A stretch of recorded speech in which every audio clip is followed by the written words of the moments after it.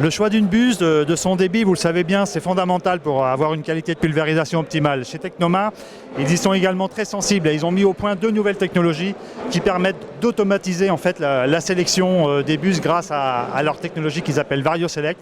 Ils introduisent également un système de coupure buse à buse, donc qui va encore plus loin que la coupure de tronçon. Je vous propose d'aller à la rencontre de Jérôme Mestrud, qui est responsable produit et marketing donc chez Technoma et qui va nous donner dans le détail les bénéfices de cette nouvelle technologie.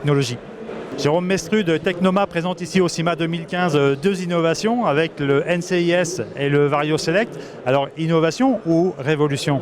Disons, on va dire les deux. Le NCIS est plus une innovation et une évolution, et le VarioSelect aujourd'hui représente, je pense, une révolution. NCIS, ça veut dire quoi dans le détail? NCIS, on a pensé aux anglo-saxons, donc Nozzle Control Individual System, en l'occurrence c'est de la coupure buse à buse. Alors ça sert à quoi? C'est comme si vous aviez autant de tronçons que de buses. En fait, on a un tronçon qui représente 50 cm. Toutes les buses vont se couper individuellement en fonction de la géolocalisation de la machine dans la parcelle. Quel est le potentiel d'économie de produits phyto grâce à cette coupure buse à buse? Il faut déjà repartir du tronçon automatique. Le tronçon automatique, lui, nous fait un gain entre 3 et 8%.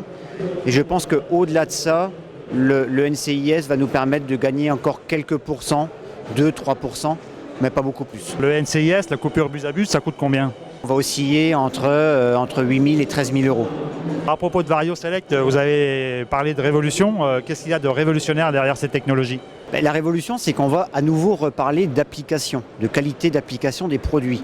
Ça fait quand même beaucoup d'années où on parle rendement de chantier, capacité de cuve, largeur de rampe, vitesse de travail, ergonomie. En oubliant un petit peu quand même cette sensibilité, efficacité produit, qualité de gouttelette, maîtrise de dérive. Qu'est-ce que vous voulez dire par qualité d'application? Disons que les bus sont les mêmes bus qu'avant, donc des bus standards. Et ce qu'il faut se rappeler, c'est qu'une bus standard a une plage de travail qui est très limitée. Certaines bus ont une plage de travail qui oscille entre 1,5 bar et 3,5 bars, d'autres entre 1,5 bar et 5 bars. Quel est le problème de cette limite? Le problème de cette limite, c'est qu'aujourd'hui, on vend des machines DPAE. La machine est capable de travailler entre 5 km/h et 20 voire 22 km/h, alors que la bus, si on veut respecter sa plage de travail, ne tolère que 4 voire 5 km/h de latitude. Et qu'est-ce qui se passe quand on sort de cette plage d'utilisation alors concrètement? Et si vous êtes en sous-pression, en fait, vous n'allez pas avoir une bonne qualité d'application, vous allez avoir des gouttelettes très hétérogènes, des fines, des grosses, voire même votre angle de travail sera mal formé. Donc vous aurez une mauvaise application. Si par contre vous êtes en surpression, globalement on va créer de la très fine gouttelette. Qui dit très fine gouttelette dit dérive. Dérive soit atmosphérique, donc celle qui va s'envoler, ou dérive également atmosphérique, mais celle qui va s'évaporer. Concrètement, comment ça marche le VarioSelect?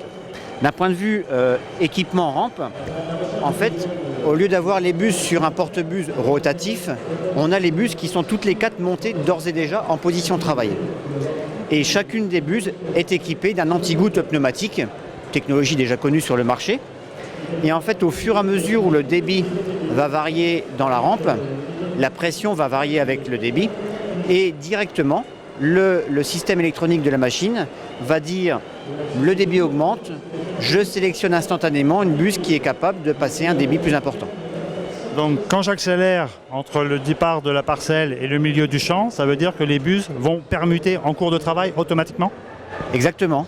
On prend l'exemple qui est ici, on a une bus verte, jaune, lilas, bleu. Je vais démarrer par exemple à 7 km/h, on va pulvériser sur la bus verte, je vais accélérer à 9-10, je vais basculer sur la jaune, et ainsi de suite pour arriver à la lilas, à la bleue. Et si j'accélère encore jusque 19-20 km/h, on va même avoir une combinaison de bus qui pulvériseront ensemble. Le VarioSelect répond à la problématique de vitesse d'avancement. Est-ce qu'il répond aussi éventuellement dans le futur à la problématique de la modulation de dose, donc de volume intraparcellaire? En fait, le VarioSelect, lui, est capable de gérer une modulation de débit instantané dans la rampe. Donc on vient de le voir, effectivement, c'est le résultat d'une accélération au sein du champ, mais ça peut être également le résultat d'une modulation de dose intraparcellaire. Et aujourd'hui, avec l'évolution de l'agriculture de précision, on a tout un tas de capteurs aujourd'hui qui peuvent définir une dose d'application intraparcellaire, comme FarmStar par exemple, On parle également de drones aujourd'hui en agriculture qui sont capables de dire, voilà, dans une partie du champ, vous pulvérisez 120 litres hectare, l'autre partie 180, l'autre partie 250. Et cette variation de consigne implique également une variation de débit instantané dans la rampe. Et donc là, de la même sorte, le débit augmente et on va avoir les bus qui vont se sélectionner automatiquement pour satisfaire à la bonne application. Alors le Vario Select, ça coûte combien?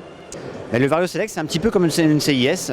Ça dépend directement de la largeur de la rampe. Là, on est un tout petit peu au-dessus du NCIS. On est dans une fourchette qui va aller de 9 000 € à 15 000 €. Est-ce qu'à travers ces innovations, un constructeur comme Technoma peut participer à atteindre l'objectif d'Ecofito 2? Disons que nous, aujourd'hui, on est monoproduit, on est spécialiste pulvérisation liquide, on va dire. Donc on va continuer aujourd'hui à améliorer l'application de notre matériel, la précision de travail, également l'ergonomie et la facilité d'utilisation, ce qui est primordial pour l'utilisateur.